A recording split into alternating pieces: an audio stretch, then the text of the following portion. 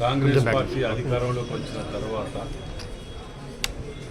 తెలంగాణ రాష్ట్రంలో వరంగల్కు రావాల్సిన నిధుల కంటే ఎక్కువ నిధులు ముఖ్యమంత్రి రేవంత్ రెడ్డి గారు ప్రత్యేక దృష్టితోటి వరంగల్కి మొదటి నుంచి కూడా ఎలక్షన్స్ ముందు చెప్పినారు, పార్లమెంట్ ఎలక్షన్స్ ముందు చెప్పినారు, తర్వాత కూడా చెప్పి ఎమ్మెల్యేలు అందరం కలిసి మేము ఢిల్లీకి వెళ్ళి కేంద్ర మంత్రులని వివిధ శాఖకు చెందిన మంత్రులని కలిసి రిప్రజెంటేషన్స్ ఇవ్వటం జరిగింది.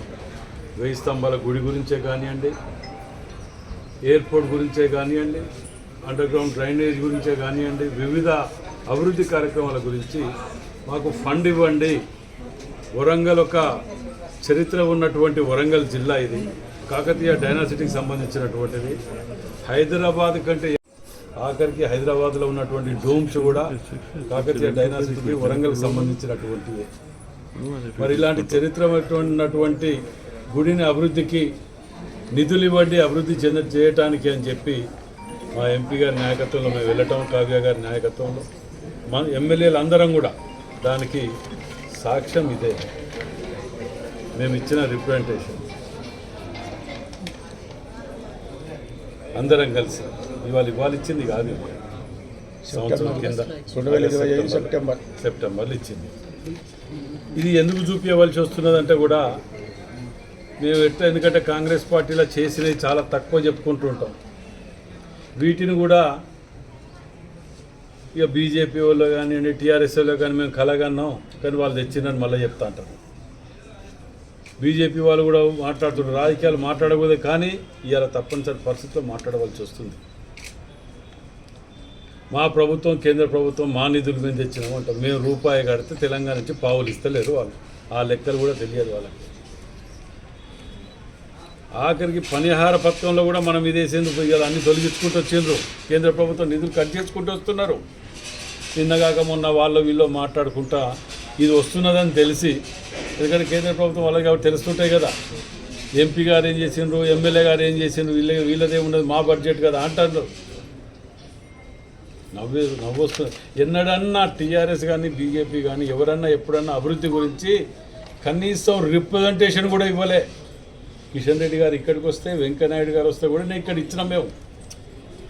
ఆఖరికి బీజేపీ ఆఫీస్ కాడికి పోయి కూడా కిషన్ రెడ్డి గారు వస్తే రిప్రజెంటేషన్ మేము ఇచ్చొచ్చినాం. మేము పార్టీ అని చూడకుండా పోయి ఇచ్చొచ్చినాం.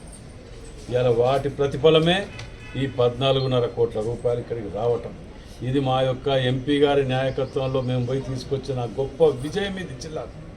ఎందుకంటే గతంలో ఇక్కడ ఇచ్చిన నిధులను ఖర్చు పెట్టడానికి అతి కష్టంగా వాపసు పోయినాయి ఫండ్స్. మనం చూసినాం, ఇక్కడ గతంలో 10 రూపాయలు ఇస్తే 5 రూపాయలు ఖర్చు పెడితే 5 రూపాయలు వాపసు పోయినాయి. ఇవాళ 10 ఇస్తే 20 కావాలని కొట్లాడి తెచ్చి ఖర్చు పెట్టే టీం మాది.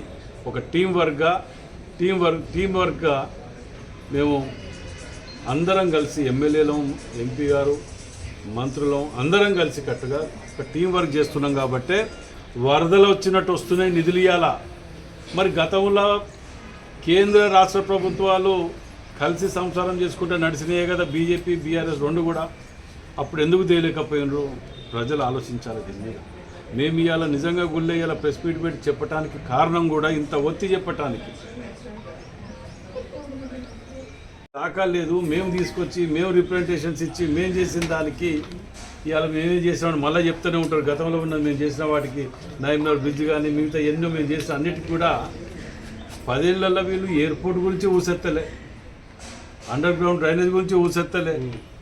ఇవన్నీ కూడా 10 ఏళ్లలో మేము చేసిన చేయకుంటే 2 ఏళ్లలో పట్టుకొచ్చినాయి కదా ఇవన్నీ.